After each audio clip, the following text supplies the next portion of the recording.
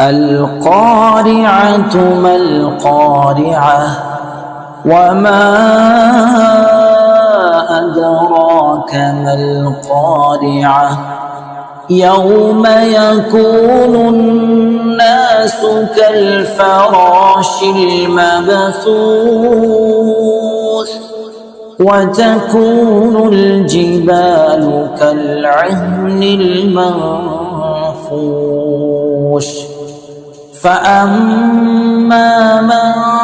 ثقلت موازينه فهو في عيشة راضية وأما من خفت موازينه فأمه هاوية وما أدراك ما هي نار حامية.